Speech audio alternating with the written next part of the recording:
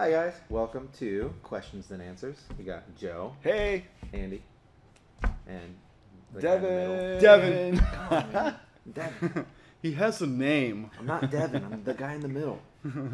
All right. Oh, yeah. Today's topic of conversation: Are we in the Matrix? The Matrix has you. Or what we would like to call Simulation. red pill or blue pill. Yeah. So, it's actually become a pretty popular theory in a lot of like scientific circles and very intelligent people who I would not have expected to talk about this. Mm-hmm. Started I mean, physicist named, I can't remember his name, but I think his last name was Bolstrom. Mm-hmm. Bolstrom. Who wrote cares? a paper on it. Wrote a paper on it in like early 2000, and ever since then it's been kind of a thing ongoing. Is that his name, or is that just the name the simulation gave him? Did this influence the Matrix movie? That's a great question. You're right. You know, let's just refer to the Matrix as one movie. When did the from Matrix now come on. out? Yeah, the other two. Thank you, thank you. Yes, can we just? The other 98? two never happened. That's a 97? It's a mass delusion. Yeah, exactly. That's the way I look at it too. Yeah. I mean, I know I'm offending people out there because there are people that are fans. That's of fine. That's fine. I just I thought they were unnecessary. That I do was my too. big thing. I do pretend that there was only one. Yeah, the first one just told such a great story. Yeah. And it wrapped it up so well and left even while leaving an open ending that I didn't feel like I needed to see the rest. I just felt like that. I'm satisfied with that story right there. The first one for me just set the bar so high. did, When I saw it the did. second one, it was a It did. huge letdown. Huge letdown. Yeah. Not the direction I was hoping. No, it was not. So actually, the Matrix came before Nick Bostrom. Is Okay. his name. Okay. It was in 1999. The Matrix came out, and this is from 2000. So his so paper the was i- from 2003. Idea's been floating around. Yes. But this is more. And I'd actually forgotten this. There's actually hypotheses in like a lot of ancient texts, like the Indian philosophy of Maya is basically the same thing, that our world is an illusion. Yeah. No not kidding. necessarily that. I did not. It's I was a unaware computer of that. simulation, but that it's not. Right. And then, of course, that's where I'm sure the Wachowskis got a lot of their research for writing the script originally. Yeah. Okay. And That's interesting, though. yeah, and it's sort of something that's always intrigued me ever since I actually saw The Matrix when I was in high school. Right. Just the idea that our world isn't actually real, which to an extent I believe, whether or not it's a computer simulation or not, that our world isn't real because of just what physics and quantum physics and all that tell us now, that you know, reality is just what we perceive it to be. Yeah. So once you look at it like that, everything's basically just, you know, a computer hologram. Like nothing is actually any more real than we make it to be. But this is more talking about that deeper, a little bit more of a theory than anything else, that this is actually a computer simulation. I will say this. When you get up at 3 a.m. and you try to walk across your house and you stub your toe, especially the pinky toe, right into a piece of wooden furniture or metal furniture, the simulation never seems more real than it does in that moment. Right? Am I right? Yeah. So, you know, whoever's making the pain receptors or whatever, they're doing a good job when it comes to that, because I believe it in that moment. Well, it's funny that you should touch on that, because wouldn't we think everything is real? Because that's what we've always had our entire lives. We've been conditioned to believe that this is reality. So that's where a lot of sort of the theory comes from, that, you know, maybe actual physical reality, whatever that is a lot different than what we're used to, but this is what the simulated reality is. Yeah. So that's one of the fascinating things. Well, yeah, that's one of the fascinating things to me when I first saw The Matrix was that Agent Smith has his speech about how they started off with a version of The Matrix that gave everybody their heart's desire and everybody was completely happy all the time. But the problem was that people kept realizing that it was fake, because to an extent people defined their existence with suffering. And the fact that there was nothing bad happening to them, they realized could not be right.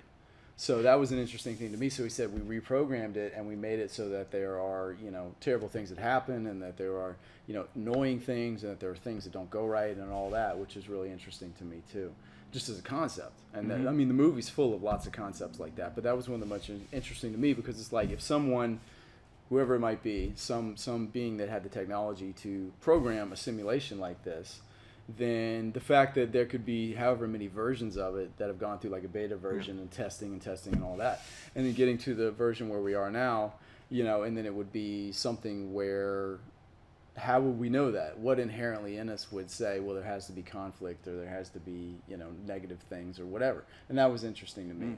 So that was one of the things that grabbed me the most of this concept of like, okay, maybe people inherently perceive something that has to be there, otherwise they'll reject it as being fake. Yeah, That's okay, I pretty see what you're interesting. saying. I Yeah, see what you're and that's really interesting to me. Yeah. So it's like, if that's the case, then what would those things have to be to generate? Besides that, what other things would have to sort of exist within a simulation for people to say, okay, I believe this, or I don't even question this. You know what I mean? That's an interesting thing. That side topic? Could that even relate to propaganda? Sure. Yeah. Sure.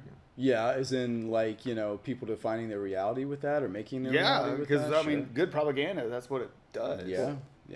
Well, I was gonna say it's one of those things where after we've sort of touched on before in actually in the last podcast we did about just the subconscious and how much it controls what we think and what we believe. Right.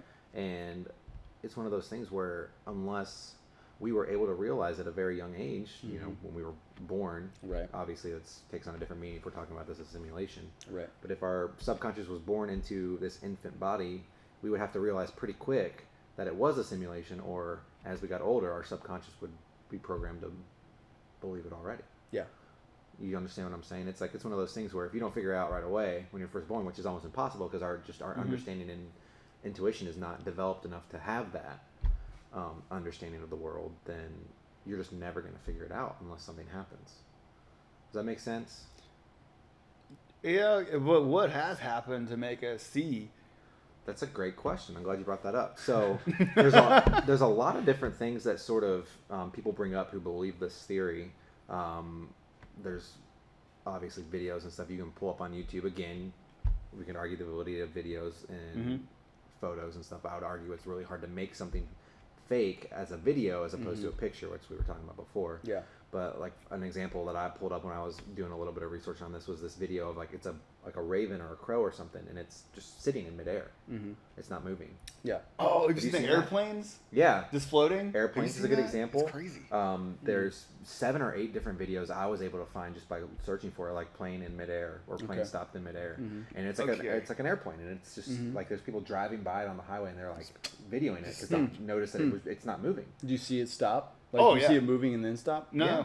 Well, the ones that there's a couple of them, and there's also one that somebody took from inside the cockpit or in the cockpit inside the plane, and it stopped. Out, they were looking out the window, and you can see nothing's moving. No way. Yeah. Wow. So again, obviously that could be faked. Yeah. I'm sure there's ways to do it that I don't understand.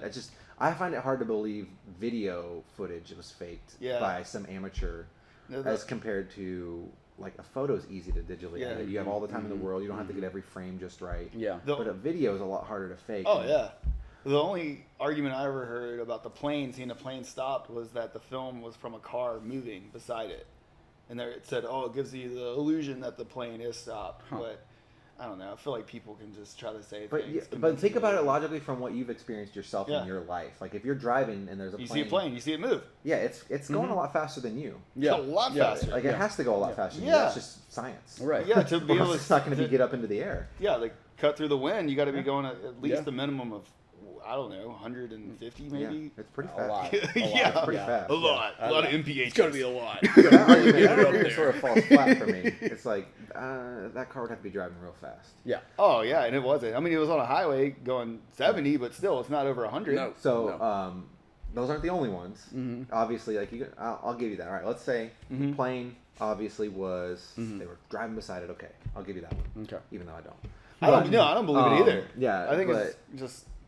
There was a video that I found while I was researching for this of this. It's in this tunnel, and it's a big, like tractor trailer looking type. Not a big tractor trailer, but like one like you'd see like carrying like local food or something around each spot. You know, like medium sized trailer. Yeah. And he's driving in the tunnel, and suddenly, I mean, literally out of the side of the tunnel, he gets hit by another car. And as you watch it, they slow it down for you so you can watch. And the car that hits it is an exact identical copy of the car. What? Wait, what? Yeah. So it crashes into itself somehow, but it's 2 cars, but they look exactly the same. And he flips and spins. It's like a huge wreck. Like, again, I don't understand how someone would have faked it. So if there's people out there who don't know, please let us know. But there's an example that was one. There's one I saw of this car, and it's driving down the highway, and it literally looks like it runs into thin air, and the car crushes. It's like an impact, like a huge impact. Yeah, the car crushed. No, I mean like it hit like a brick wall, but there's nothing there. There's nothing there. Wow. There's several videos you can find like that. There's one really? If you see it, it looks like the car hits something and starts spinning, and like it got hit like on the front of something and just like flipped over. This is so intriguing. But there's nothing there. Wow.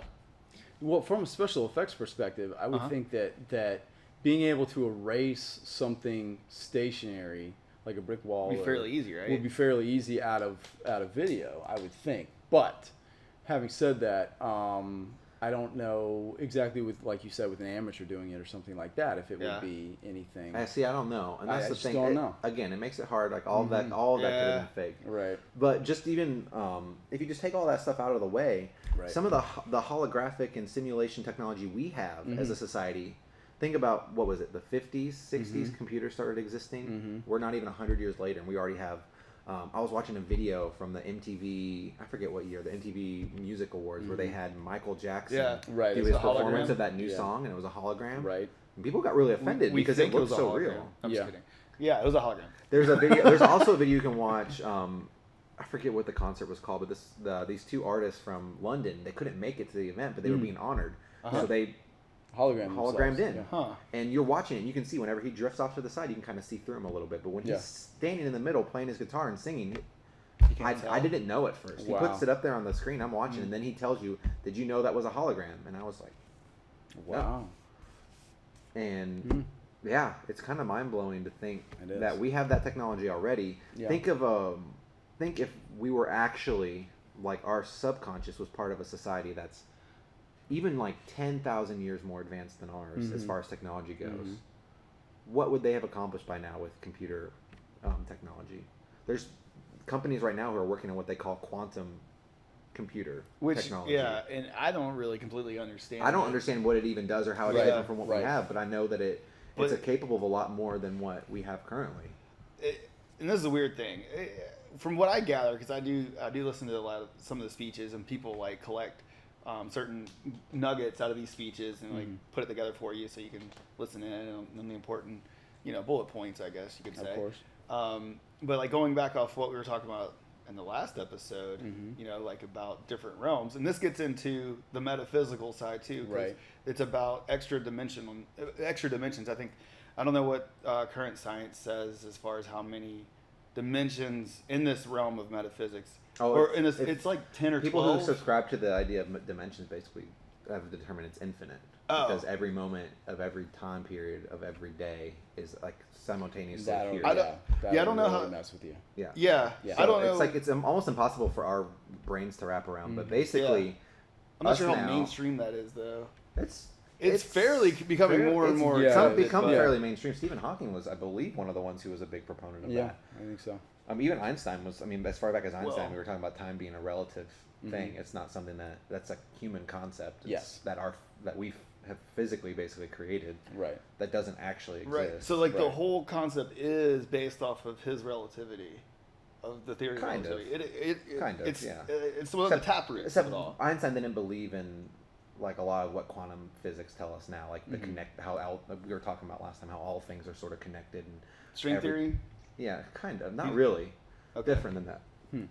Okay, because I want to bring this up too, with metaphysical. So talking about looking at things different perspectives. So from my research, what I've been looking into, because I have listened a lot to the metaphysical side, and so I know a decent amount about what it is and everything.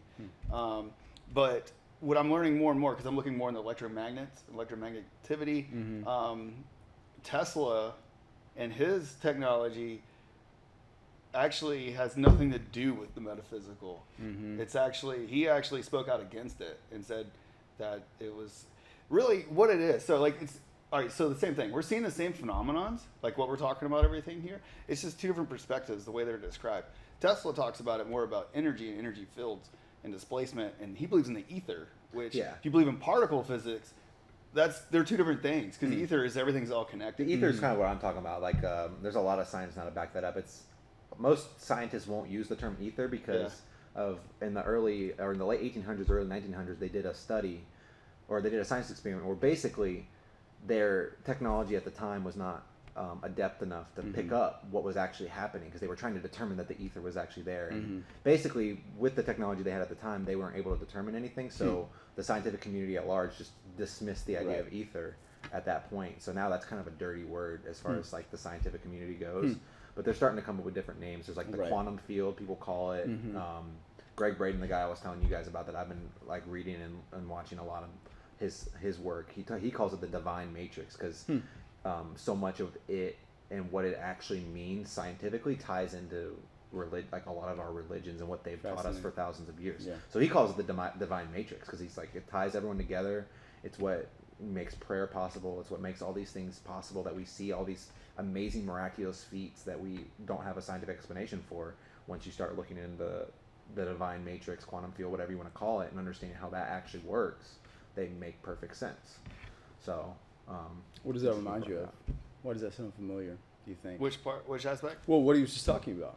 Well, what would be another more popular name for that a lot of people would know, do you think, for that concept? Of the ether? No, of Or the quantum matrix, the divine matrix. What do you think? Think about it. Just what? I know you're trying to... You know, I'm leading up to it right something. up. Yeah. Put it on the tee. Spit something out. What Trying to serve you up a softball. I don't know. Okay. It's upside down. No, but you're on the right track. Right, Stranger. It's a concept that many more people know than Stranger Things, even though that's very popular. It's a concept that, by another name, it's basically describing that, if you think about it. All right, Anyone? I'm probably looking at it completely different. When I say it, you're going to be like, oh. Maybe. I'm waiting for him to say it. But what are you saying? The Force. Oh! It's like the Force. That's when I first started reading about the quantum field and the quantum, like the divine matrix, it's the first thing I was like, oh, we're really? Jedi. Yeah. That's basically what they've determined scientifically, is that you can actually affect things. One of the cool stories, I'll just go ahead and real quick, because this is getting a little off. All right, that's and okay. then I want to define what science is too. All right, so Greg Braden tells this story about when he was younger. He was taking like a martial arts class, and he said his teacher walked into the room one time. They were all getting warmed up, getting ready, and he sat down in the middle. And he said, he's like, we're gonna do a little test. He's like, I'm gonna sit. He's like, I'm gonna take a couple minutes to get ready, and when I tell you to, I want you guys to come and try and move me. And he said they waited. His teacher started meditating, like kind of went into like a meditative trance where he was like, you could tell he was like very much inside of his head, like. And then he said, all right, go ahead. And when they started coming up, he said there was like 10, 15, 20 of them. They all were up there pulling on him, tugging on him, trying to pick him up, trying to get him to move. They couldn't get him to move literally an inch. Wow. And he said after he came out of his state, he was talking to him about it, and Greg said he asked them just like, what was going on? He said, I believed I was like a mountain. He said, I imagined myself as a mountain, an immovable force, that a part of nature. And like he like goes into what he was feeling and thinking at the time, and sort of how he was able to literally withstand the force of 20 people trying to move him by just believing himself to be an immovable and stationary object. It's amazing. Like in the Bible, what is it Jesus says? I forget exactly how it's like. If you believe something, tell the mountain to move, and it will move. Yeah. Right. But if you look up in the Gospel of Thomas, that same quote is there, but there's more to it, and it talks about being enveloped in what you want, and believing it to be true before it's happened. And well, that's still in the New Testament. It's worded a little differently, but he talks about being enveloped in what you want, and like being surrounded by it, and like not just praying for and hoping for, but knowing. Right. Yeah. Like knowing that before concept it happens. is New Testament. Yeah. And it's just really crazy once you start looking into the quantum mechanics of it, and there's stories of like yogis and stuff from like ancient religions. There's this one, I don't remember his name, but he lived in this cave, and his followers would go and visit him just to witness what he could do, because they would be inspired by what he would do. And he would literally like put his hand through a cave wall, and when he stopped, his hand imprint was through solid rock. Oh, that's and you cool. this cave still exists. You can still go and see where the handprints are, like not like a couple inches, but like a foot into the roof of this cave.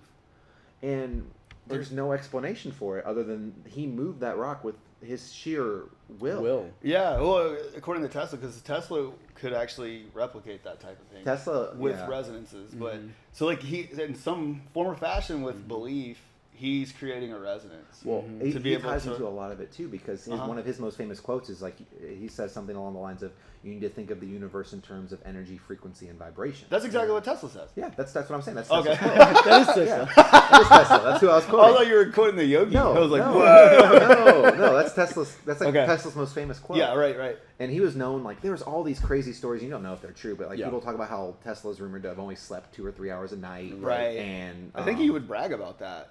That he could. He was very humble, and like that's the thing you read about Tesla, and like all his stuff was based on just helping make the world better. And like actually, what ended up getting him in trouble is he discovered a new form of energy that we now use now. Right. But at the time, went went against what Isaac Newton had spread and was trying to make money off of, and suddenly Tesla was no longer wanted. There's a lot of campaigns against him that have named him, and they were successful. It's the sad thing is like humanity has shown over and over. It's that fear state, that like that protective, something that out there and that story. Have you ever seen the movie Prestige? One of my favorites. One of my favorite movies. I'm glad you brought that up. They brought Tesla into that because of love it. A lot of he ends up David they Bowie. end up portraying what bonus points for being played by David Bowie. And they end up portraying what was rumored to have happened at the time happening to him in the movie. The rumor was that Isaac Newton's people were the ones who basically sabotaged him, destroyed every his life's work. Edison. I'm saying Isaac Newton. Edison. I was gonna say he's thank you, Thomas Edison. Yeah, I always get no, you're good. Yeah. Thank you guys for fixing that. Yeah. No worries. But that's actually it's never been proven. But that was obviously something that was circulated at the time because they were rivals in the sense that Edison was a rival with him. Right. But Tesla didn't care. And the crazy thing too, the research that I've been doing, or listening to the guys that are like compiling all this, their research and everything and reporting back, basically like, well, anyway, they're saying that Edison was actually more of just a businessman, a good businessman. He was. And just hanging around scientists and being able to use that information and knowledge. But I don't think any of his. I don't think he actually invented any of the things he's famous for. No, he stole it. Yeah, not stole. Some of it he bought outright. Well, yeah. He bought the rights too. Well, look at filmmaking. Some of the filmmaking processes. He stole a lot of those from, say, the Lumiere brothers from France. There was a lot of that going on at the time, but he was the one that sort of legitimized it in the United States. But a lot of those things he didn't necessarily come up with on his own. That you had a lot of sort of wars of who's going to be the big person early on, and he was one of the ones that came out on top again in that case too. I mean, Tesla's amazing. It's one of those things he is not remembered as well as he should be. Like, I mean, almost all the technology we use now. Yeah, you could debate that he invented the modern world. He did. I mean, he invented wireless technology before we even had any concept. Radio, everything was, basically off of him. That's amazing. Yeah. It's it's one of those things where you feel like it's a story that needs to be told much more. Yeah, to the masses more and more. I mean, there's a lot of it's getting out there. Yeah, a little more. I think people are. I think the world as the society as a whole, especially in like some of the more like well-off worlds. I know some of the third world countries unfortunately still don't have the means to get this information, which is sad. Right. But I think it's becoming a lot more accepted that these things could be possible. And Tesla was a very spiritual person. Like I don't think he was necessarily religious, but he believed a lot in just the power of the conscious mind, the power of the human spirit to prevail into the things they could accomplish. And look what he accomplished himself. Yeah. It's, I mean, the fact that he still affects every person probably listening to this daily lives every day, and they just don't realize it just with the things he created. Absolutely. Well, and there's conspiracy too around a lot of things that he invented that are so high level that they became top secret. Yeah, and they're actually they're weaponized. Right. That's the conspiracy. Joe's always good for some conspiracy. But the way that this all for me. Just had to throw that out there. I don't know why. I just put it out there. I had to put it in the ether, y'all. You're like the aliens guys from Ancient Aliens, except it's Tesla. Exactly. Tesla. David Bowie. Christopher Nolan. Christian Bale. I mean, are we going back to? Are y'all coming over to watch The Prestige? Can we now? I would love to. Because now I'm like, just kidding. Can we do like now? Can we do like Matrix?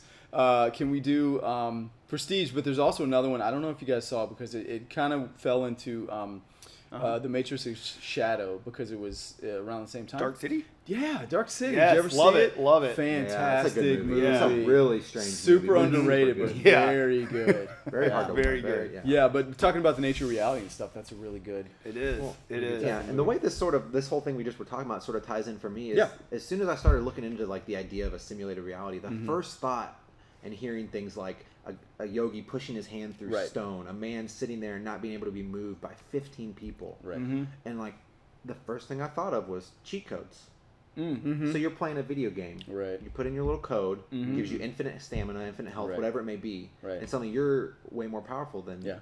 What if the whole point of the simulation that we might currently be in was they put everyone through that that person's conscious mind through the simulation first to prepare them for the advanced world that they're about to come into? What if the world that we actually are going to live in is already doing all those things on the regular, and it's something they're training us to do? What if Well, the yeah, whole I mean, point of this that'd be world is to open our subconscious or our conscious mind to the possibilities and the abilities of doing all these things? Wow, that's an And that's interesting actually concept. not my original idea. Greg Braden, again, I've been like watching a lot of his stuff, and that's something he brings up is like, why would, unless it was for something like the Matrix, which I personally don't think, like if it was something like the Matrix, it's more likely they would just put us under, like they could just put us in a coma. Sure. That was always my problem with the Matrix. Like, why didn't they just put them in a coma? Yeah. And like then they would not even be conscious, and then you could still drain their life. Yeah. But anyway. Good point. Yeah, I love the Matrix, so I ignore that when I watch it, but that's always been my issue. So given that the likelihood that someone would put us into a simulation for negative reasons, why would someone put us in a simulation if they had a positive reason behind it? What would be their reasoning? Training. And Interesting. as soon as I was watching Talking that, about- and he started talking about that, just that concept that this is how we open ourselves to a higher plane of existence. Yeah. Like I was like, religion. Like all religions, what are they all focused on? Christianity and Judaism, it's getting to heaven. Buddhism is like getting to the higher plane. I forget what it's called, but it's like reaching that higher state. Nirvana. Yeah, nirvana. Enlightenment. Yeah, enlightenment. Like a lot of religions, it's either like a literal heaven or it's some form of enlightenment. I think is Buddhism. What religion is it where they talk about lifting the veil and like being like seeing your higher reality? Like there's a lot of religion. It all seems to tie to that. Yeah. So what if religion is like our cheat code? Like it's like the guide to beating the game and like the simulation. And that's like we've had this thing for so long where we had the answers, and we've always thought of it as like religion, like God. Maybe it is, but maybe this is just the simulation, and the real world is where God is trying to get us to, or whatever you want to call it, whatever the divine being you're trying to think of is. Well, yeah. It'd be crazy, right? Right. Yeah, well, I mean, that is what's happening. Well, I'm saying from a different perspective. What if instead of it being like a literal God, what if this isn't the real world at all, and it's just a simulation that we need to figure out? Like Like, Tron? what if you don't figure it out? Like you've heard of Where is my light All right. motorcycle? If it's Sean. Well, you guys have heard of like the idea of what is it, like past lives and Yeah. like being Reincarnation. reincarnated. Yeah. What if you don't figure it out, you have to go through it again? Well, But you have a whole different setup once you're Yeah, but reincarnated. the setup once you get reincarnated. So you have a different set of challenges. Yeah, interesting thought. Because I mean, that's something that people have. People will have memories that they'll describe in vivid detail from like Right. a dream or something that Right. is from That's someone really else's creepy. life. That's really creepy. Well, here's something that I thought of just as an idea. If, as we talked about on our last podcast, where we talked about the notion of quantum physics starting to prove the ideas of us being able to create our own reality, or at least our own version of reality, based on our neural processes and our subconscious and our mind or conscious mind. If we are constantly doing that, if we are constantly, in a way, changing reality to our will or to our perception, then how could we ever not be in some sort of simulation? No matter if it is, the world that we see, and there's a lot of things that are agreed upon, but if we are making our own version of it, how can we ever not be in a simulation and see things as they actually are? Because if we're always doing that, we can't escape that. What You know what I if, mean? and this is So aren't we always in some version of a simulation? what if, In a and this way. is going a little deep. Okay. What if that is part of what makes it the simulation? Mm-hmm. What if in reality our minds are capable of those things already, Yeah. right off the bat? And the simulation, the idea of the simulation, like a training ground, Yeah. where the ability to sort of create reality. It's been shown like quantumly, like Yeah. for most people that there's a time delay sort of a thing where Yeah. like obviously like you can't think of an elephant and suddenly there's an elephant in front of you, right? Mhm. Or you can't think of like a banana. I want a banana right now. And I snap my finger. Oh, suddenly I'm holding a banana. Doesn't work like that. I believe you're holding a It banana. could. But what if in the actual reality that we get out of, what if it does? So like they need us to make sure we understand how to use it responsibly before we Mhm. get out. Or what if whatever reality we live in is a lot more based on your mental makeup and what you can do subconsciously and consciously with your mind than it is on the physical, like our world is. So they put us here sort of as a test, like, can you learn to use your subconscious mind in a setting where it's almost like the first thing I thought of when I was first started like researching this and saw Greg Braden's theory on this, and he was talking about this, I was like, the first thing I thought of is the first Spider-Man with Homecoming, where the Tony Stark puts the training wheels protocol on the Spidey suit, Right. and so like he can't do everything. He has to like earn the right basically to do everything. Yes. I guess the first thing I thought of is like, what if we're in the training wheel suit right now? What if Right. we got the training wheels on? We're not allowed full capability yet. But for those who really crack the code, like that yogi, like the karate instructor who literally couldn't be moved by 20 people, what if you crack the code, you start to unlock that potential? Because you hear stories all the time that are just miraculous. Like there's no way, like a mother lifting a car, stories, right? to save People her child. accessing something that they usually don't have access to, based on either stress or trauma or something else happening. You know, and for that, whatever amount of time is needed, they're able to tap into that, to do that, even though they're not. They're trying to do it through force of will, but they're not doing it with any skill, meaning that they're not like physically accessing They're it. not It's trained just for there. it. Yeah, it's just there when they need it, which is fascinating. And the fact that if you could, kind of almost like, what's the term I'm trying to think of? Lucid dreaming. Yeah. Almost like, you know, when lucid dreaming, you can control that. Well, what if you could control these like reserves or reservoirs that you could tap into and say, I need some more strength, and then you access it with your mind, and then you have it. You know, something like that. Which brings me to another point. You mentioned Spider-Man and then talking about superheroes and sort of the idea that superheroes are in one sense our dreams of what we could be, but maybe they're sort of they could be almost like guides to what we could be in the future, or what we're possibly capable of. Yeah, exactly. In a way of speaking. I mean, that's a far-fetched thing to say, but it's, you know, it's an interesting and you touched idea. on dreams, and that's something that I thought, starting, well, if this is a simulation, why would they give us dreams? Is that just something that we have in the real reality, so they wanted us to get used to it? Or there's a lot of science to back up that your dreams are created by your subconscious based on things you're either afraid of, hopeful for, worried about, whatever. And that if you actually tap into the power to either remember your dreams or to have lucid dreaming, you can actually, like, there's people who take dream journals, and you can ask your subconscious mind what they mean and get an answer. So like maybe that's just another step of that they put there to help us figure it out. Who's they? That's a good question. The creators of the simulation. So they just like us, like could they be Bostrom, more advanced humans? Yeah, Bostrom basically, his premise is that it's the society basically gets to a point where it either collapses on itself, which hopefully that doesn't happen to us. I feel like sometimes we're teetering on it in our modern world. People can't seem to get along about anything, which is really sad. Or they get to a point where they're no longer in danger of war, no longer in danger of poverty. Like, it's one of those things where people talk about now how if the world could ever just agree on anything ever, we have the means to give everyone food, water, power, shelter.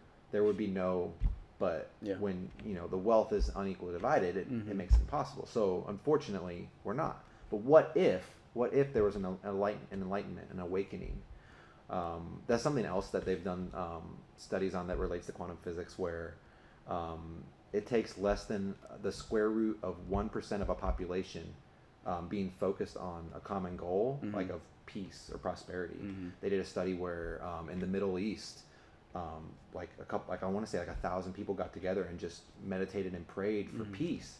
And during the time period where they were praying and doing that, there was like a 70% drop in crime, war, basically everything negative, hate crimes, war, murders, robberies, all of it dropped exponentially the whole time that this, I forget what they called it, this summit or whatever was going on. So what if, society gets to the point where they're that enlightened and that getting along, well then they no longer struggle for anything. You've got it figured out. So how do you help indoctrinate, say, other societies who aren't ready for that yet? Put them through a simulation. Like, that's what we do now. Think about it. If you're training to be a pilot, you don't get in a plane and figure it out. You go through training courses, you go through simulations. Literally what we're talking about now, just on a much smaller scale, where you fly a simulated plane and learn how to do all this maneuvering and stuff before you get into a real plane. If anything that's going to be extremely important. That, for example, if you are a police officer, if you are a first responder, if you're doing something like that, there's all kinds of simulations that you go through, situations. If you're a 911 operator, there's all kinds of things that you go through that are designed to teach you, okay, this is not a real functioning situation, but it's just like one as close as it can be. And so when you are actually in a situation where it counts, then you're going to have the tools that you need. You got the mental. It's just like what we do at any job. You go through the practice, so you have the mental reps, so you can do it almost subconsciously, like you know what to do. Right. Now imagine, we were talking about ancient aliens. Imagine you're a culture and you've got it figured out, but there's somebody else either on your planet or maybe it's on another planet who hasn't.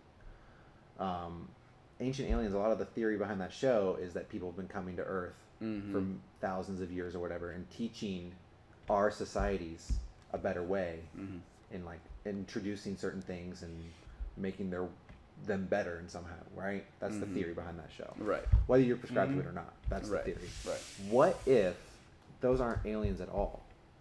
What if those are just people from the upside down? Yeah, people from the humans. the real world, advanced humans who are like, look, these people haven't figured it out. We're gonna help them. Right. And that's a good example would be like Krypton with Superman. You know, the fact that they look just like people. They basically have the same biological processes as people. But the idea is that their civilization is so much more advanced. When they're one of the things that they do when the planet is dying is they decide to send one of their own to a less advanced culture because of what he can do for them or what he can show them. So in a smaller microcosm, it's kind of that idea. Yeah. You know, of an idea of sending someone who is naturally more advanced somewhere that's less advanced in order to be sort of a leader and a guide toward the future, I guess, if that makes sense. Well, and we sort of touched on before we started recording this podcast, I was talking to you guys about how there's a lot of evidence now that this is not the first time humanity on Earth has been this advanced. There's evidence of I would say Egypt. Fiber optic cables, plumbing, all the works, all the technology and stuff that we have now. There's evidence of it from thousands and thousands of years ago in societies that we know barely anything about because there's so little left of it. And there's evidence of these cycles that the Earth goes through all over the world. Yeah. We talked about like solar cycles, just civilization cycles, right? And just it's kind of strange, right? Like, why would if the world is completely random, like we've been taught, and the world is completely, created from evolution and conflict and us rising to the cream of the crop by process of elimination. Just talk about how that didn't happen. Yeah. So if that were true, why would we have these cycles where these things keep coming up over and over again? Yeah. It seems like we've had it figured out for about this same point for a long time. And we just haven't gotten to that next step. Right. We keep self-destructing at the end. Right. There's this crazy story that Greg Braden tells when he's talking about ancient civilizations about this Indian, I forget what book it is. It's one of the Indian books. It's like the Kama something, where it's talking about this war between these two civilizations. And the one civilization is losing. So they enact this weapon that is massive, that is like nothing they've ever seen. It's melting flesh from bone. It's incinerating pottery. Which tribe is this? it's in Indian culture, and I can't remember. Oh, exactly. Yeah, not Native American. I'm sorry, like India. Okay. India. Yeah, India. Yeah. Okay. And the story, like you're reading it, and it's like it talks about it being this like something coming from the sky, and it's like the cloud looks like billowing like a mushroom, almost like a doomsday weapon, almost like a nuclear bomb. And they have found evidence of a society from that time period in that area where they're finding like these rocks that have been melted into the ground like from intense heat, bodies in flight where they were literally pulverized in flight, like they were running from something. And it's all this evidence, and it looks just like a nuclear bomb hit that area. And this is from way beyond when we even consider civilization to be that advanced. It's fascinating. And what if our society is here to figure it out, to get to the point that this other society is, and until we do, it keeps going. That's really interesting. And the scary thing is we're at that point, right? Like in our civilization. I shouldn't say scary. I should say the exciting thing is where we've advanced to the point. Yeah, we've advanced to the point where we're either going to figure it out and start working together and like create a global community where everyone is working towards a common goal, where we recognize the fact that there is a field of energy that connects everyone, and we're going to start working together because in reality, like you, me, we're all the same. Yeah. Or we're going to blow up. And I mean, like, that's the scary thing about the world today is that there seems to be a lot of people in power who are, want to watch the world burn. Yeah. And but it's not all, it's not all doom and gloom. It's really not. And that's the nice thing about it is it's always that precarious balance, that fight between negative and positive and all that. And I think it's a responsibility of each of us to try to tip it toward the positive as much as we can. And it may seem like very small things, it may seem like things that don't really matter, but like we said in the last one, spirits are transferable. You can bring that to somebody else. They bring it can grow. And that's the thing that Greg Braden has said that I appreciated the most, that the square root of 1% of the population. So you think about America, right? I don't know the exact math, but the square root of 1% of like what, 350 million? That's not that many people. Square root of 1%, that's minuscule. I don't even think that's like 1 million people. I think that's less than 1 million people. And that's just in America. Like globally, if you just get that small of a percent of the population to be dedicated to spreading a culture of peace, happiness, collaboration, like, I don't know. Ever since I've started studying this stuff, it sort of feels like that's why I'm here. That's why we're here. To help everybody figure it out together. That's interesting. The cheat code? The cheat code. How do we figure out how do we get everyone on the cheat code? It's one of those things. Why scientifically are we discovering that compassion, forgiveness, joy, love, why are we discovering that these emotions cause humans to vibrate at a higher energy? Make them more alive. Literally make you more alive. Compassion creates the re-energizing gene in your body that helps re-energize your cells, that helps keep you alive longer. Jesus! It could be. His teachings are in there. Yeah. The thing I think where I differ from you guys a little bit is that it's more, for me, it's more like I think Jesus is one. Like he's right.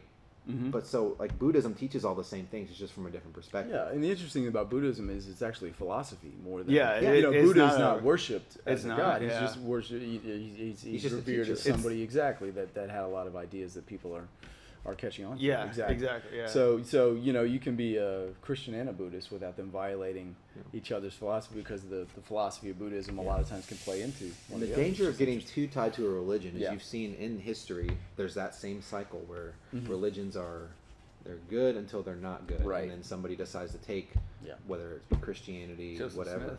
And turn it into, you got the Crusades and I mean, I could talk about terrorism attacks. Yeah, it turns it into, weaponizes it basically. Yeah. Could talk about the issues of the papacy for a long time. That could be a whole other topic, but I don't think I want to do that. No, we don't want to get into that. That would definitely be way off topic and not really what we're going for with the podcast. I don't want to get myself in any hot water with those guys because their history. But I think, oh God, Joe. Way to take the positivity. Hey, No truth. But so what do you guys think about that? I think it's a really fascinating concept. I love the idea of trying to figure out sort of the reasons why, from a positive perspective, why you would put someone in that situation. And I like the idea that with that sort of training program, it leads to a higher version. You know, I think everybody likes the idea of leveling up, you know, of going gamify. up. Yeah, exactly. Of getting to the point where you feel like, all right, the work that you've put in helps you to get better. And we all try to do that, you know, each day. We all try to get better in what we're doing. But the idea that if you're in a very convincing, very complex simulation and it's all directed toward that process, that's a really fascinating idea of, well, then we're constantly training in one way or another. And it's interesting because it's something to sort of focus your thoughts on and say, well, do I believe it's actually a real simulation? Maybe not, but it's also something to say, well, it's a good thing to kind of imitate and say, well, okay, then I should be focusing on those things anyway, no matter what the origin of them is, you know? And it's one of those things where I'm not saying you should only be compassionate and forgiving and loving and genuine because it's going to make you healthier and it's going to make your body and you're going to give you superhuman powers. Right, but it's a nice side effect. But, I mean, if those things are already better to do, obviously, and they've been proven to have these awesome side effects, like that, to me, that is the cheat code. Like, that's figuring it out. It is. It is. We touched a little bit about the heart and how the heart actually has these sensory neurites that basically give it, it's like a little, they call it now the mini brain inside the heart. It's amazing. If, like, you can think about it, like, if you're using your heart and your brain together, knowing that they both have, they talk about how intuition mostly comes from your heart. Yeah. And if the messages from your heart are so much simpler and so much more direct. Like, if you're getting something, your brain's telling you, like, oh, well, I can't do that because this and that, and it starts getting into details about your life and why that didn't work before, that's your subconscious. If someone's like, you need to do that, that's going to be really good for you. That's your heart. It's like when you hear people say, trust your instincts, trust your heart. Like, that guidance from our ancestors, from religion, isn't coming from nowhere. That's coming from what we now know to be sound science. It's from an actual physical part. Your heart is a lot more pure than your subconscious. It doesn't have all that baggage. Right. So, and that's a fascinating thing. The idea that, you know, this semi-romantic concept that we've always heard of the heart being the center of your emotions and your love is okay. Well, obviously you think of it as, well, yeah, that's a metaphor, you know, but actually it's kind of a physical process. If you think about it a little more, it's, you got that going on. So it's like that mini brain, some neurons in there telling you some things too. It's the Institute of Heart Math, I think is what it's called. Let me double check. That I would highly recommend just looking into some of their research because they're the ones really pioneering this now. And they've actually done like studies that show that let me think of how to explain it. So when 9/11 happened, there was a spike in the Earth's magnetic field, a negative spike. There we go. Where the entire magnetic field of the Earth changed. And it's been shown, they've looked into it since then. Whenever something big happens globally that makes a global impact, there's a change in the Earth's magnetic field. Literally, humans have the power in the way we react and the way we feel about things to change the entire magnetic field of the Earth. So when was it recorded? Was it recorded at the moment, or are we talking like after? Like they've been compiling the information for like I don't know years how and long, years. But they have like these. Again, I would recommend looking into some of what they're doing. They have all these like monitors set up around the world that just basically read the magnetic frequencies. Are you suggesting that the people's reactions affected the not magnetic? the actual event, but the people's reactions to it from finding it out. So the heartbreak, the fear. But let's say if we say like other disasters, tsunamis, earthquakes, floods, fires, things like that, I would imagine those would have similar effects if you really compare the timelines. And what they found, like that effect didn't just happen and stop. What they saw was that had a prolonged effect. Think about what happened in the direct aftermath. I'm not talking about down the line when we went into war and started all these other things got caused because of 9/11, but directly after what was going on, we were getting assistance from every country, every civilized country, everyone in the UN. Everyone was helping the United States. We were getting outpouring of like condolences, grief, support, aid. People the world was more united than it's probably ever been. Yes. And that they saw, after seeing that initial spike where you see everyone having that negative reaction, there was an overwhelming change towards positive. Yes. In the entire world. And as less a reaction and more of a response. Yeah. Which are two different things. Now imagine if we could just, instead of that being something we only do when things suck. Right. If that was just something we did all the time. Yes. Wouldn't that be great? And it's hard because it is hard. As humans, we're kind of taught like it's a dog eat dog world. Right. Think about some of the phrases that exist. Yeah. Like, survival of the fittest. Mm-hmm.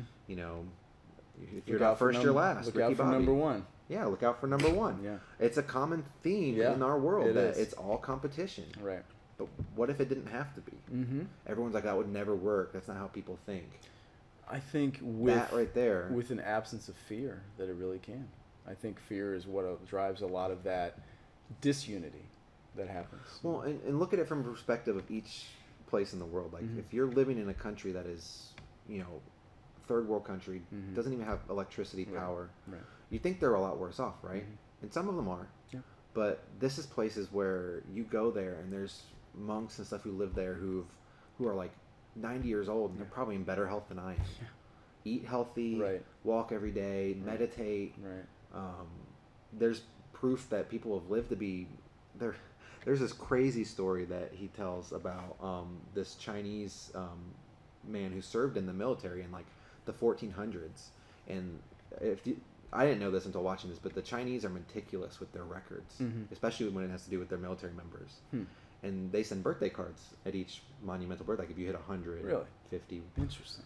They sent this man a happy birthday card for his 150th, 250th birthday. And so I think even farther. I think he was documented to have died at like 400 years old. Wow. And he was born in like the 1400s. So like this myth that we have that like you need modern medicine to survive and have long age, and like people were dying, at age 30 because they didn't have the right medicine. It's just simply not true. There's proof of it if you just start looking into the history of things that medicine is not the main way to be healthy. Like being healthy is about your state of being and your state of mind and your beliefs. Yeah. If you believe that humans are, survival of the fittest, strong. As soon as you've ever heard as soon as you're born you start dying. Yeah, it's pretty negative. Think way about to it. Start. That's how you live your life, thinking, well, I've always been told once you hit your 20s your body starts to decline. Yeah. If that's what you believe, then that's probably what's going to happen. We talked about that, right? Like that we have the power with our belief. There's these things called medicine-less hospitals in other countries, in like Beijing, China, like in Turkey, where there's literally, it's medicine-less. These people heal people with the power that they have inside them. And there's documented proof. And that's one of those things where it's like, it sounds crazy until you are open to sort of the idea of whether you believe it's a simulation or not, that there's sort of this cheat code where if you are just following the right practices, you can figure it out. And to me, that just ties into, I love the idea that this is a simulation that's getting us ready for the real kicker. Yeah. And just when you start tying together all these weird things that happen in our world, like people who believe in reincarnation and remember past lives and all this stuff that doesn't make any sense until you're like, wait a minute. Wait a minute. And you start connecting those dots, and it's like, okay, I could see that now. It's like, wait, you tell me society's kind of had to reboot several times in our history? Wait a minute. Sounds an awful lot like someone hitting the reset button. Like, all right, they haven't figured it out yet. Boom, reset. Fascinating idea. It really is. It's one of those things where if you sort of, like you said, try tying everything into it, it's like, oh, that would be interesting to see it through that lens, see how it works. That's really cool. Yeah, and like I said, I'm never 100% convinced of anything really, except for some personal stuff about myself. Sure. That I know to be true. Of course. But to me, it's all just, again, like I talked about, trying to have a more positive mindset in my life. Like, what would be the reason that we have all these things at our fingertips? Like, why do we have these things that we're not taught? And maybe they're not taught intentionally. Maybe they put people in power knowing that those people would prevent us, and we would have to figure it out on our own, because maybe they want people to figure it out on their own. I don't know. It's interesting. It's an interesting idea. Sounds a lot better than the world sucks and we're all about to die because the leadership in most countries is terrible. It does sound That's better. an opinion. Yeah. It does sound better. That's one opinion. Or, make changes. Yeah, make or changes. yeah, exactly. Or we're not, we're capable of making change. I truly believe that now. You see it now. Even I think in our society, like, you've got. I don't necessarily agree with everything that our leadership in this country does, or in any country. Honestly, if you really look into it, every country has its issues as far as leadership and all that goes. But you see examples in every country of people banding together for positive change, and it just having an overwhelming effect. Absolutely. Yeah. I've been a super negative person most of my life, so like just sort of once I started opening up to the looking at things from a little bit more positive light, I was like, wow, like it's really not that, like things really aren't that bad. Like we could really make a difference. Right. It's true, and I feel like things are what we make of them, and it really comes back to that choice. And once you realize how much power you have in your choices, not just on your personal level, but to others, then you start to realize, okay, well, if I have this much power, then I can really, I can choose where to put it, and I can choose how to do it, and hopefully do something very positive with it. And so it's the idea of not feeling powerless by, those who seemingly are at this level and I'm at this level or whatever. You start to realize in and of yourself, okay, I have the ability to do this for me, or the ability to do that. And you start to realize, okay, so I do have this power that belongs to me, but I can share it, which is great. So that's something I think is really important to realize, just how each of us has that and is able to do something with it and choose what to do. I like that. And this is going to get really personal for a second. I don't want to make this too personal most of the time, so I'll try and keep most, other than like some occasional stories, but this has been really powerful for me, and just the idea of the positive mindset, him talking about how if you have the feeling and not the belief but the knowing of something, even if it hasn't happened yet, you can literally change that to your reality. Like I've seen it happen already in my life. It's real. It's crazy. Me like too.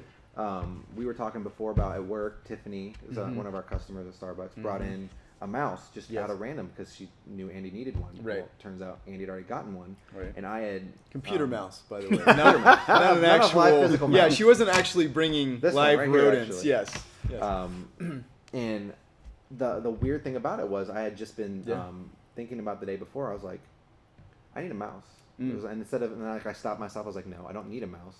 I have a mouse. I was like, I don't know how yet, because I didn't really want to spend money on one. I was being a little stingy, but I was like, but I have one. And I was like, however that happens, it'll happen. And I kind of put it out of my mind after that. Just had sort of a positive feeling about it. And like literally the next day, she showed up with a mouse. I mean, you can say coincidence, and it's very easy to dismiss all this sort of stuff as, it's just coincidence. Right. But have you ever noticed how certain people just seem to be really lucky all the time? Like things always seem to fall their way. Belief.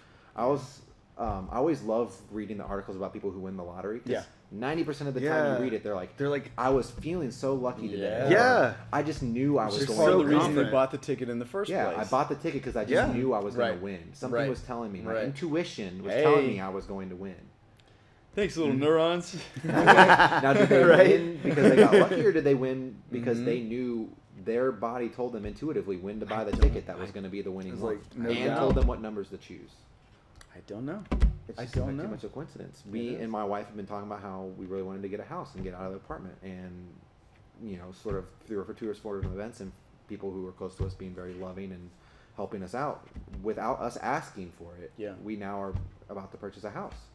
Yeah. And it's one of those things, I just get so excited. And I told my wife when it happened, I was like, I knew this was going to happen. Because I had told myself, I was like, we're going to be in a house by the end of this year. I just already know decided, I'd already decided. I made up my mind, and I was like, it's going to happen. That's right. And I didn't ask. I didn't go to people begging them, like, please help us get this loan, help us figure this out, help us get this rolling. No, Yeah. I mean, I honestly believe that, and I don't want to shortchange the people who helped us because I'm eternally grateful for them. Yes. But those things I don't think happen by chance. No, I really don't. I would agree with that.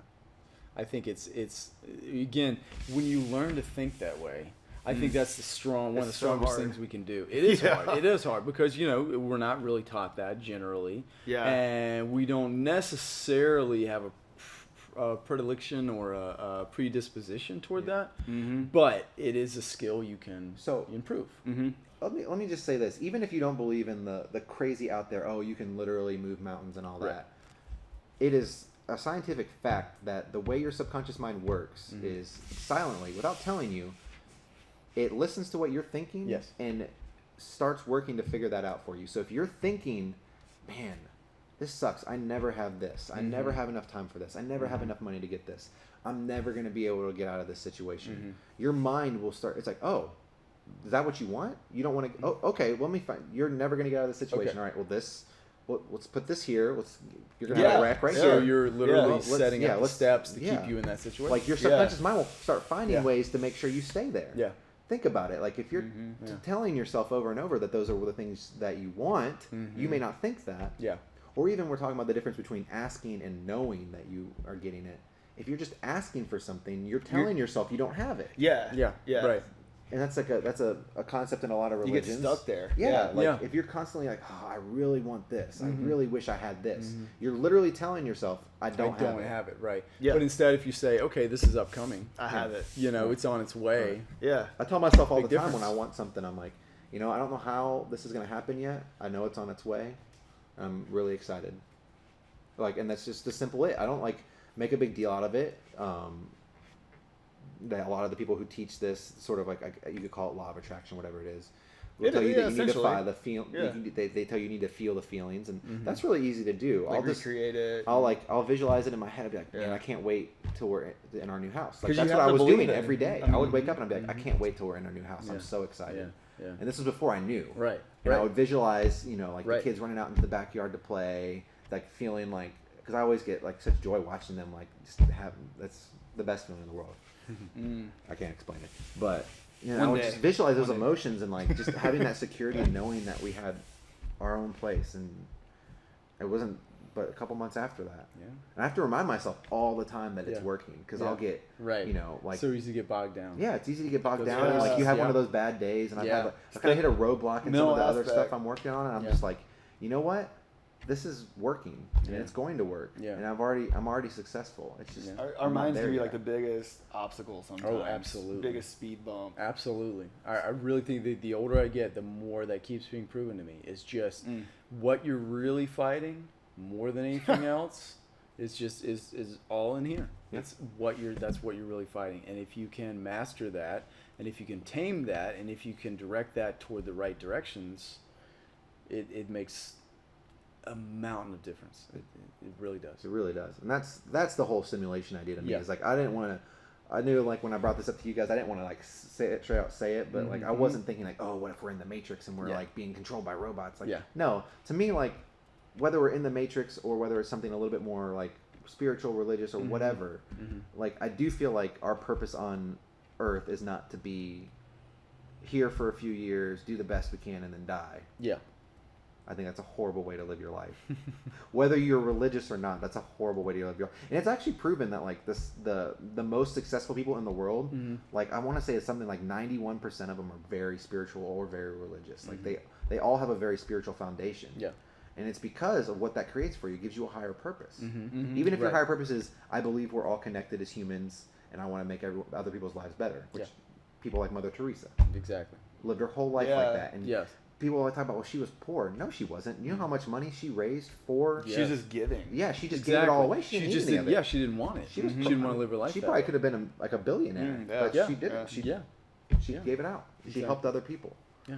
and that's what inspires me. It's just realizing that we all have that potential. Yeah. Oh yeah. It's true. Just Yeah. getting it up here. Yeah. And it's a and constant struggle. again, sustaining and maintaining it. That's the part. It's Yeah. like you can do it, and then you feel like you're there, you're in that place. That's great, but The having second- to get that back, having Yeah. to return to that Yes. after something happens that throws you off, whatever it is, that's the struggle. But that's what you have to do. That's what I was Yeah. gonna say. The second you let that, like, I don't know, you go out to your car and your car breaks down or your Right. battery's dead, and you're like, Right, and you have that this moment where always you're like- happens to me. Why does this always Yeah, happen And to it's me? gonna keep happening.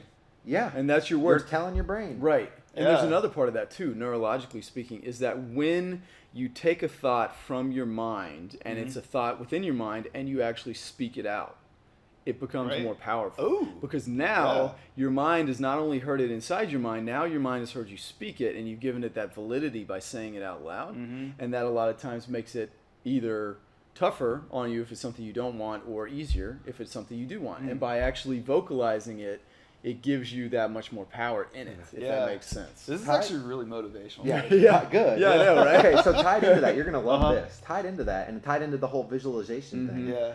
Joe Dispenza, who's another guy I've been watching a ton of videos on. He's awesome. Like, I'll write you down some names if you like this stuff. It'll really inspire you because it does me. Yeah. He was talking about how they did this study where they took two groups of people. In one group of people, they had someone train them to play piano. They taught them piano. Okay. They had them practice it every single day Nice. for a couple weeks or whatever. And the second group, they just had people watch someone play the piano. Yeah.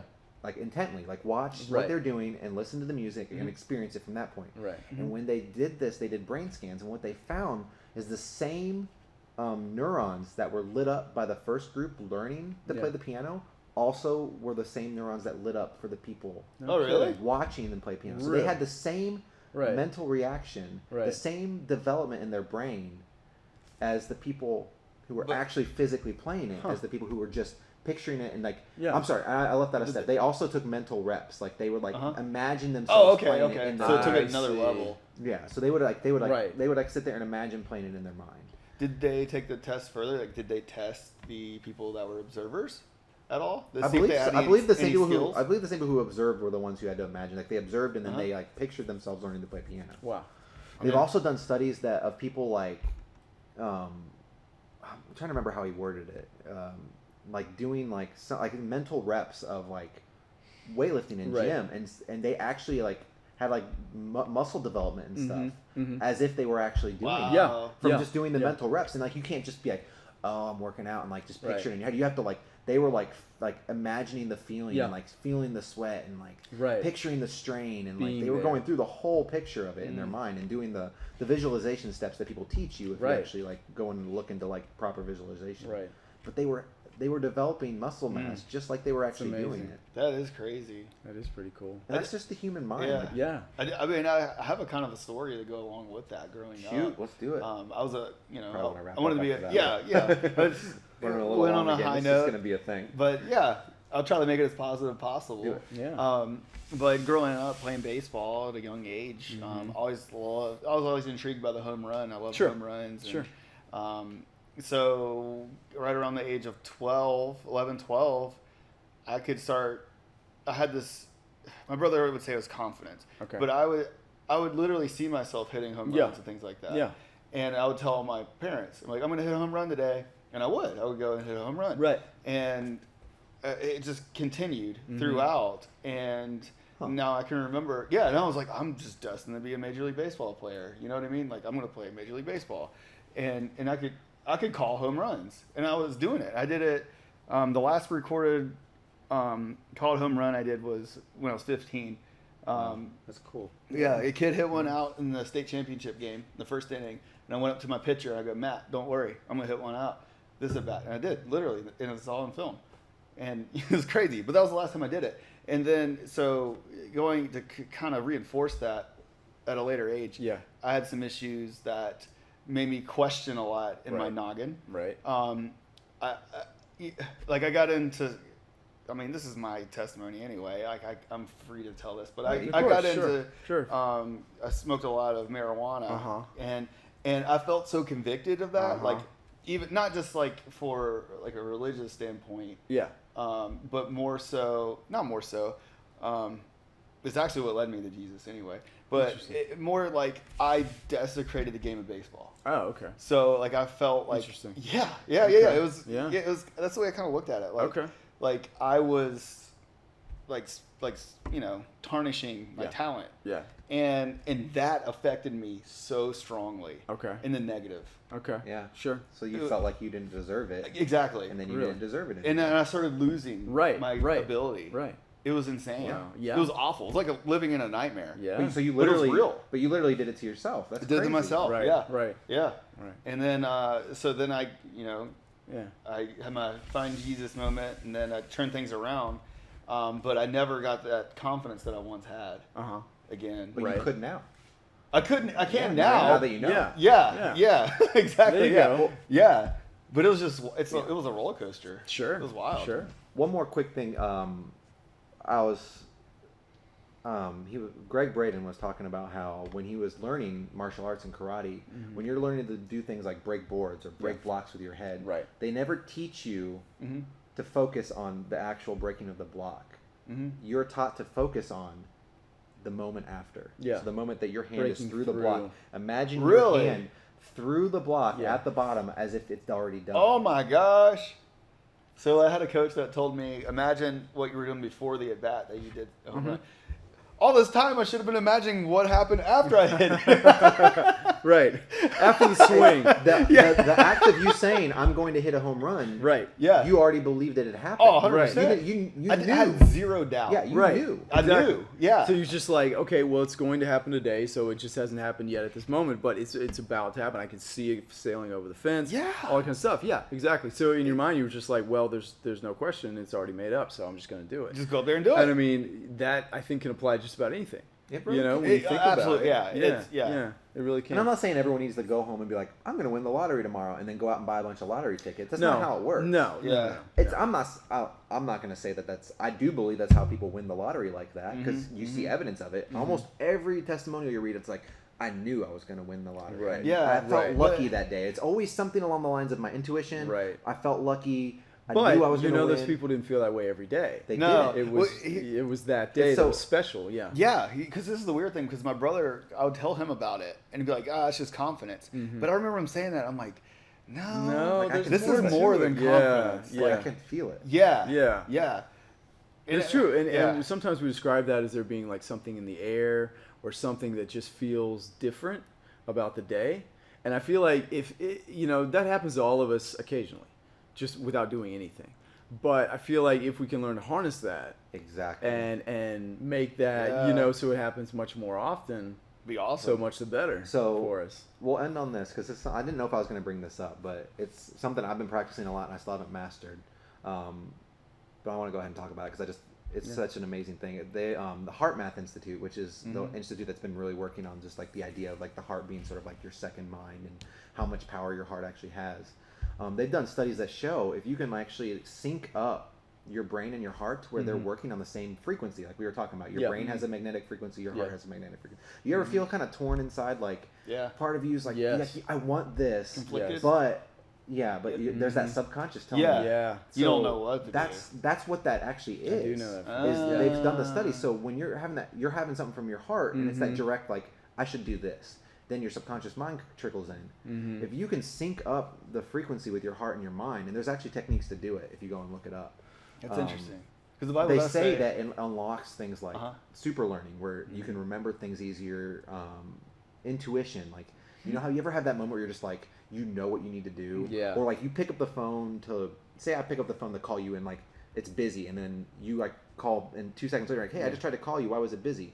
Somehow we knew we were like at the same time we wanted to call. Like, Right. if you're, like, I've done that with like my friends before when I was in. It's been so long. I used to do that with my friends in high school all the time. I'd go to call Jason. It was his home phone because he didn't have a cell phone yet, and he'd be like, oh, it would be busy, and I would like hang up, and like 2 seconds later he'd call me, hey man, I was trying to call you. What was going on? I'd be like, it's so weird. It would happen to us like every couple months. Yeah. that And is weird. that's like that intuition. Like you just know. Yeah. Mhm. And he just knew. Yeah. Because we're connected. But if you don't have that sequencing, we talked about how like every once in a while you just have that burst of like you know what to do, like you just like you feel like you're like on fire. Yeah. Like they say that's your heart and your brain being in sequence. That makes sense. Makes a lot Called of sense. heart brain coherence, and they actually have done studies on it. It's at the same hertz frequency that need to get whales that way. communicate at. Oh, really? Really? Really cool, like humpback whales. Whales are That's very cool. decisive. Yeah. Apparently. They're all They've they're got it all figured lined out. up. They've got it figured out. I'm telling you, man, those whales, But they they've got the proven- idea. They've proven with it that it makes you less irritable, less Yeah. stressed, Really? less Yeah, anxious. absolutely. Increases Use your all that. intuition, increases Yes. your memory, Use that like too. that super learning we talked about. Increases the production of that take that. that gene that I forgot about. I forgot the I name can't of it. remember it either. That heals your Yeah. the DNA molecules as they're splitting. It helps heal them. It'll come to me at the most random Basically, time. literally helps you live longer. It's gonna come to me. There you go. You're It's calling going it. to come to you. Exactly. I feel Oh, it. It's yeah. coming to you. And Okay. Again, Greg Braden's probably going to email me in a couple days and be like, why'd you literally just steal all my stuff? Because I know I've brought him up a lot, but it's just been on my heart a lot. I've been watching, No, not just him, Joe Dispenza is another one who talks about the feeling and being in that. Bruce Lipton is another scientist who's really into just the heart and brain and like how you get your subconscious working for you instead of against you. Because the number one enemy, I think, in probably every human being that they don't even realize is their subconscious mind. Because you programmed it away before you even remember that it's not on your side. And you need to get those things figured out. Absolutely. Yeah. And once you do, we've all had those times where we feel like there's something that's really been weighing on us, and then a lot of times, if we either talk about it, if we do something to solve it, it immediately goes away. And I feel like the hurt of that, the weight of that goes away. And what I mean is that surely all of us have some of those things in our subconscious that give us those weights that we don't even realize. You know what I mean? Because we live with them every day. So y'all want some homework? Y'all want some homework? Let's do some homework. Right, y'all can do it too. Everybody who's watching can do Everyone it too. at home. Everyone who's listening, watching, whatever. All right. Look up some meditations. There's forgiveness meditations, compassion meditations, things that just help you practice feeling that feeling. Yes. And putting you in that state of forgiveness. They'll walk you through the one that I do for forgiveness is awesome, and it helps so much. Like, 'cause I have a lot of built up stuff. Yeah. You don't even realize until you start asking. Like, just start asking yourself, who do I need to forgive? Who do I have a built up feelings against? Start coming up, and you'll remember stuff that like there's this kid in middle school who pushed me over while we were at the ice rink, and it broke my leg, and I still to this day when I think about it, I'm like, that's stupid. Like, let it go. Yeah, and I've been working on it, and some of them are going to take more than one time doing that practice. But you go through and you visualize meeting with that person, talking to them, and saying, "Hey, I forgive you," and then you imagine them saying, "Hey, look, I messed up. Thank you for forgiving me." And you just walk through that process of like what it would actually be like to be with them personally and forgiving them. Because really, you touched on it, and I thought that was awesome because I didn't know if you were actually going to say it, but forgiveness isn't really about them. It's about you. It's about releasing you. Forgiveness doesn't help them in any way. They already did what they did, and they have to deal with that themselves. If they're not asking you for forgiveness, then they may not want it. Yeah. And you are the one who needs to work through how to forgive them. And until you do, that's going to be with you. And like I said, it's been proven the brain state after you've gone through the act of forgiving someone or something, or even yourself, is healing. Absolutely, it's so much higher. One thing that I've noticed in meditations that I've done, there's a particular app that I use, and I don't really the app. Here. What's that? Oh, I use an app too. Go ahead. Yes, and it's really nice because one thing that it really does, I think, just as an exercise, is even if you're just beginning with it, is it helps to teach you to calm your mind before you do anything else. Yes. Because we live in such a chaotic world, and we're exposed to things, messages all the time, and in addition to what's already going through our mind. And it teaches you really how to sort of make a level playing field so that you can then use it to do the things that you want to, instead of having things constantly interrupting you or things that are just sort of digging into your brain and kind of like songs that you can't get out of your mind, but they're thoughts, and the less of those that you have, the more you're able to say, okay, this is what I really actually want to focus on and where I want to direct my energy, and it's that much easiar. And it really helps you learn that skill. Joe Dispenza talks about that, taking just like 10 minutes, even if you don't want to meditate on anything else, if you just take 10 minutes where like put like earplugs in, turn off all sound, like block the window so you have no light, close your eyes so you have like, it's called sensory deprivation training, where you literally just do that, and then every time a thought comes in your mind, don't like push it out and be like, oh, I don't want to think about anything and get like mad at yourself, but just like kind of let it go. And instead of like focusing on it, like thought pops in your head and you're just like, let it go. That's kind of and noting. Just focus on your breathing. Focus, like for me, what really helps is I'll do it while I'm in the shower and like just focus on the sound of the water. And just focus on it. Anytime any thought pops into your head, just go back to like I'll do it like with breaths or with like the water and just start counting like down from 5 or down from 10 over and over until your brain sort of calms down. And it makes the rest of my day like 100%. It's a great way to start. It's unbelievable. Like I don't even know how to describe it. It helps your mind get on that path automatically. And if you can sit back from your thoughts and actually look at them as things going down a river in front of you, and you basically say, okay, I see that thought, I am not reacting to that thought is not causing me any type of reaction, I'm simply watching it, I'm noting that it's there, but I'm watching it go by. I'll even like the one I listen to. She talks about it like clouds. Yeah. So similar process. Yeah, Similar yeah. idea. Yeah. But what I always do is as I see like the thought go by and I'm like it's a cloud. I'm like that's my subconscious mind. Yeah. That doesn't have to define me. That's Because there's a tendency for me like I'll have something pop up from my subconscious mind and it's like a negative thing or a horrible thing. It's something you've heard. Yeah. Because once something's in your mind, it's in there there. forever. Yeah. So like any racial, negative, Whatever. like biased, hatred-filled thought that you've heard from someone else is still there. Yeah. So they're going to resurface sometimes because your mind's going to get in a situation where you Right. heard that before and be like, oh, Yeah. blah, blah, blah. And you're Right. going to be like, oh, wow, I'm a horrible person. Well, no, you're not. That's just in your subconscious mind. You can't change that. But what you can do is you can choose how you react to that. Are you going to continue thinking in that way about that person or about that person or situation or whatever it may be? Or are you going to be like, you know what? That's a thought from my subconscious mind that I don't agree with. Yeah. I'm going to choose not to think about that anymore. Yeah. And after doing that a few times, you'll find, I've found that those thoughts stop popping up as frequently. Those thoughts stop being so pervasive and so forceful in what you're doing. Because basically what you're doing is you're saying, no, we're not going to do that. Yeah. You're saying we're not going to think that. We're going to have that thought. You're basically saying I'm in control. And this is not a thought that I want in my mind. This is not a thought I'm going to have in my mind. And you talk yourself through it. And you say, okay, no. And your subconscious is habitual. So Yeah. the more that you are doing that and being mindful of what you're thinking, what's coming from your subconscious, the more you're going to slowly push out the thoughts you don't want. Yes. And eventually your brain's going to learn. It's going to be like, oh, well, your subconscious is constantly trying to, like we talked about, trying to figure out the best thing for you. So it thinks that those are the thoughts you want because that's what's happened in the past. Right. And so when you're telling your brain, like I even will tell myself, like, these thoughts are harmful. Feeling that way about people and about things is actually detrimental to my health. Right. I don't want to think that anymore. Right. And that eventually your mind, that becomes a subconscious program you have where a thought like that will start to surface and it'll be like, oh, no, that's going to make him sick. That's going to make him not feel good. That's harmful to his health. Right. And your subconscious will literally start pushing them out for you. Yeah. So you're literally reprogramming it to say, okay, this is what I'm letting in. This is what I'm keeping out.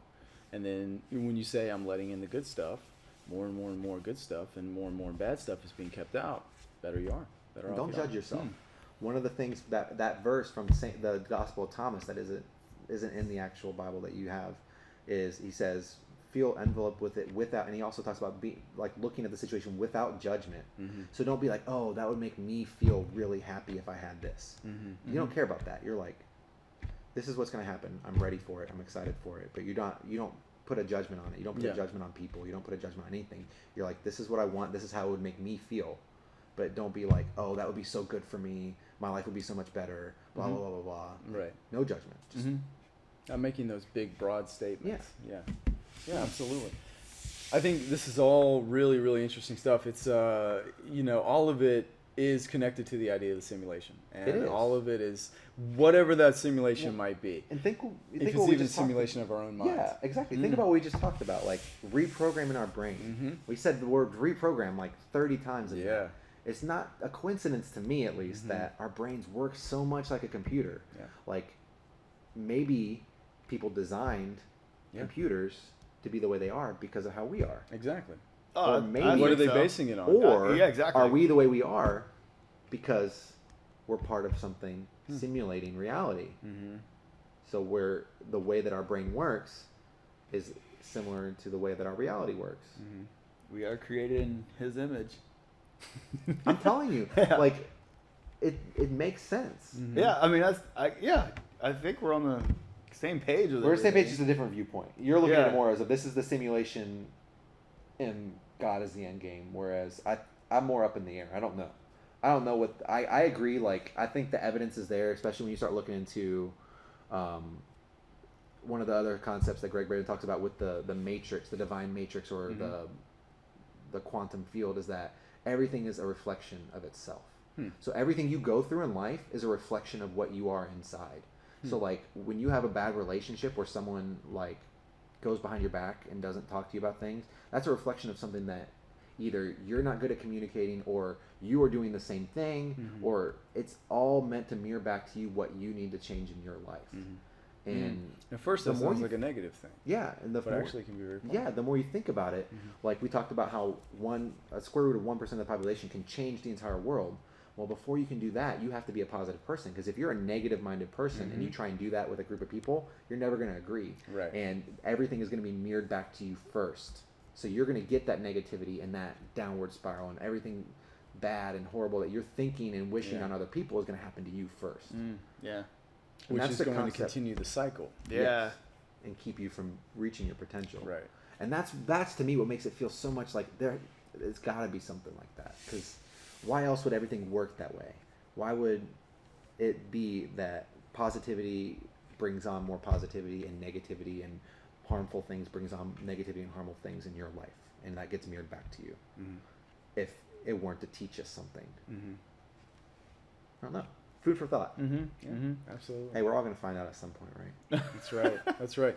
There's a really interesting line that I read from a book one time, and it basically said, at some point in our life, we're going to be confronted with the ultimate mystery of what comes next, of what we believe versus what we're going to experience. And all of this is going to happen. And you can look at that as a very scary thing, or you can look at it as sort of an adventurous idea of, okay, now we're going to see. And some people, I feel like there's documented that some people, when they are dying, they're basically, looking at themselves and they're just like, wow, now I'm seeing into what's next, and it's amazing. And, they're looking at it that way because they've trained themselves to look at it that way. And if that makes sense. Does that make sense? Who was that? I forget who I was. So I was watching something. It was a really inspirational video, and he was talking about sitting beside his grandfather as he was passing, and like he could tell that his grandfather was looking at someone, but there was no one there. Right. He just sort of reached up and like he was hugging them, and started crying, like he was so happy. Wow. That's cool. And and then he passed. Yeah. And it was one of those things where it's the idea of how could you be one sad foot. for him? Yeah. How could you be sad for him passing? Right. Like, Yeah. he's got something going on that he's excited about. He's so happy he's crying about it. Wow. That's really neat. That's where I have a hard time putting a grasp around some of the imagery in the Bible and in certain religious texts about what heaven looks like, because it just sounds, no offense, it just sounds terrible. That's even when I was like a regular churchgoer. Like, I would read the Bible and I'm like, oh, so we're gonna stand there and sing for eternity. Yeah, we're thinking about it in temporal terms. But it's like, the thing is, when you start really, you're limiting with your physical.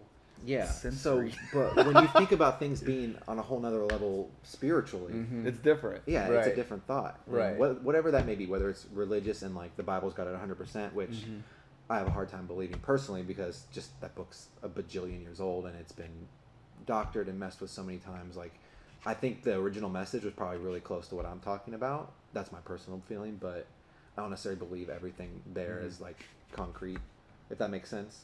But I think there's a lot of truth in there that it's like I was very stupid and like naive to ignore for a long time. And that's one of the things that I'm realizing now, is that, it's all connected. And that's just how I feel. I think that's what Jesus taught. And like, if you really look at him, Buddha, even people like Mother Teresa, they teach like we're all, we should love each other, treat each other how you want to be treated. And I think that's what it boils down to. I know you probably disagree, but I believe as long as I'm living my life compassionately, forgivingly, caring about others, taking care of others, doing everything I can to live the best life I can, then I'm going to go into the end excited to figure out what's at the end of the simulation, whatever the simulation may be. I think it's a good place to stop. I think we've gotten to the point. I think we've discussed this topic thoroughly. I think we've gotten a lot of food for thought. And I think it's something that we all should ponder more in our daily lives, just the whole part of it, and see how we can apply it best. Whether it's a simulation, whether it's religion, whether it's we were put here for some other reason. I think what we've come to the conclusion of, whatever it is, whatever kind of simulation, it's for a purpose. Yes. And there's more to it than just going through your daily life trying to get on top. Yeah, absolutely. I agree. The daily grind. The daily That's grind. right. Unless More it's to coffee. it. Then you can grind it. And this is coffee. Yeah, obviously. for Then sure. you can grind it. Yeah. Of course, coffee is made to be ground. We know that much. In the Coarsely. simulation. Or ground with your teeth. Get those granules, Sorry, right? that's what it means. Yeah. Gotta have the granules. Gotta have the All right. granules. Of course. All right, guys. All right. Thank you so much. Thanks so See much, y'all. guys. We appreciate it. Signing off.